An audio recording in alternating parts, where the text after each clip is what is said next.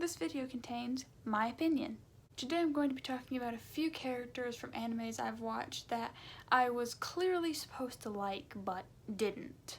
Hating a character in their specific show because they're evil is a whole just different tier of hatred than hating a character because they're badly written and you just loathe every time they come on screen. And I'm not even going to talk about the multitude of animes where women just have shonen female syndrome and just end up being damsels in distress for the whole show. First I'm going to talk about Fairy Tail, and I'm going to be talking about Kana and Laxus.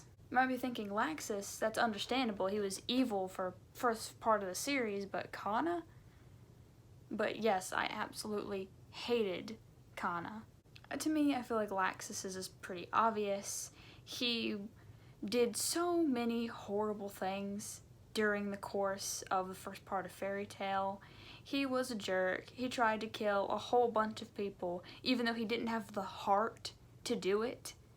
He still tried to do those things, and then everyone just forgave him, which I think is completely ridiculous. I get like the whole family aspect of Fairy Tail, but families also hold people accountable, which didn't really happen with Laxus. No, it was better at least than with Kana, which I'll talk about in a minute, but he still barely got any punishment at all for what he did. Laxus basically just left Fairy Tail for a little while and then came back, and everyone was like, oh, Laxus is back, he must be all better. I didn't even start liking Laxus even slightly until like the end of the Tartarus arc, where I eventually decided they're not actually going to give him any more punishment for the crimes he committed, are they? He wasn't just a jerk for that singular arc either. It had been established that he had been a bad person for years and really had no reason why he was such a douchebag. He just was. I think he deserved a lot more punishment than what he got. The main part of Laxus' character that is just that everyone forgave him, and it just doesn't make any sense to me considering what he did. But I did actually grow to like Laxus, unlike Kana. Kana was basically a background character until her whole spiel with guild arts, and I could not help but just find her whole excuse for everything she did just laughable. The reason why she acted the way she did during the whole of the Tenrojima arc is because she wanted her dad to notice her, even though she clearly had the ability to go see him any of the times that he came back to Fairy Tail and chose not to, and then threw a fit like an impetulant child when she couldn't become an S-class wizard. She basically wanted that power handed to her so she could tell her dad that she was his daughter. And then during the Tenrojima arc, she put all of her friends in danger, especially Lucy, because she just wanted to be an S-class wizard. Basically, she was so selfish that she threw the lives of all of her comrades away. And then after everything, Kana got rewarded for it. She got fairy glitter. And then she fought with fairy glitter and lost. And I was rooting so hard for her to lose because she was just such a terrible person. And then she got her good happy ending with Father Dearest and didn't get punished at all for acting like a spoiled brat and then almost getting Lucy killed. And then she just became a background character again. So basically she was a background character, did a bunch of horrible things that no one liked, got no redemption for her character, and then just disappeared into the background again. I just hate how her character is framed as a good guy when I feel like no one watching the show would see her as one, considering what she already did.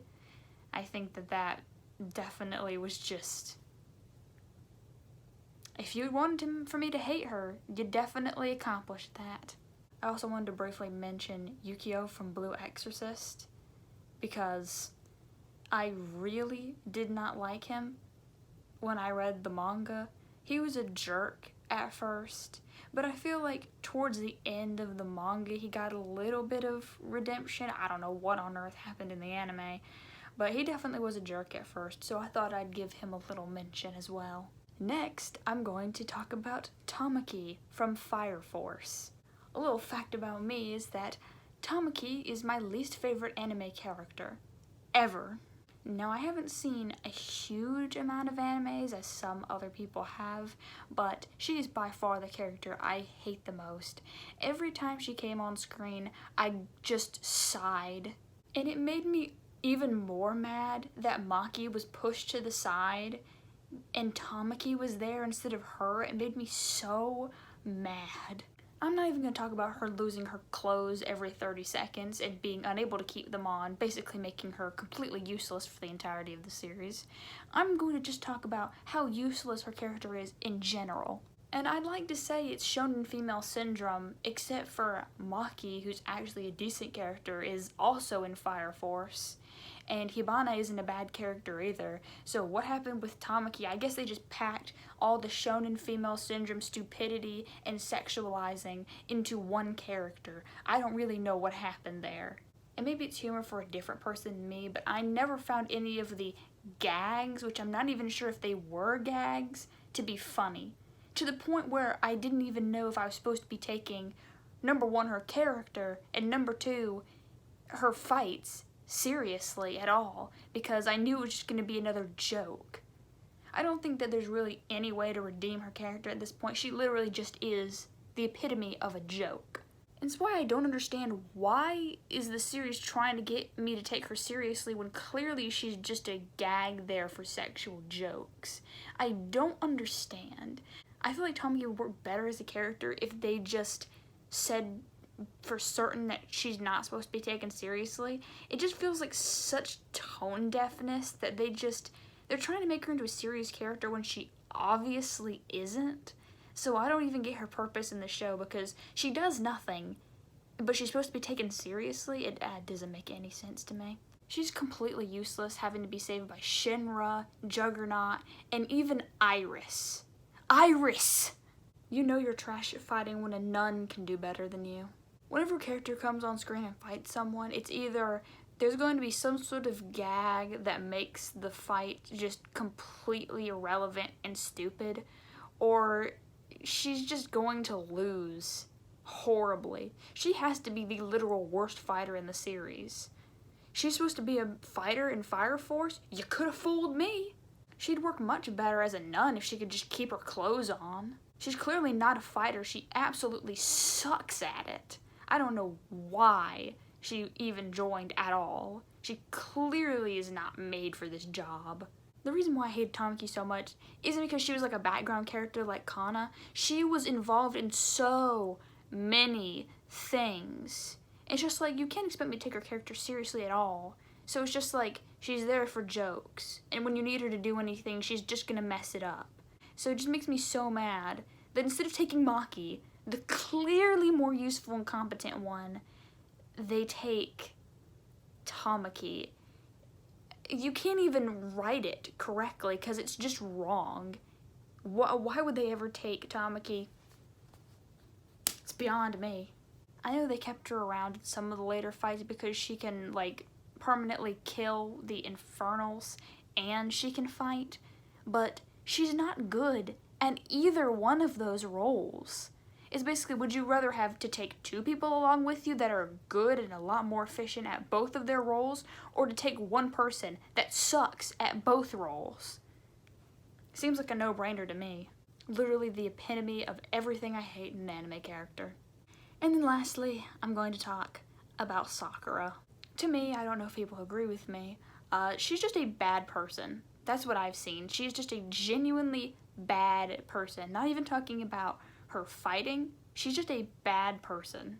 And I point to the insults to Naruto and the original Naruto, and also the fake confession scene in Shippuden for my examples.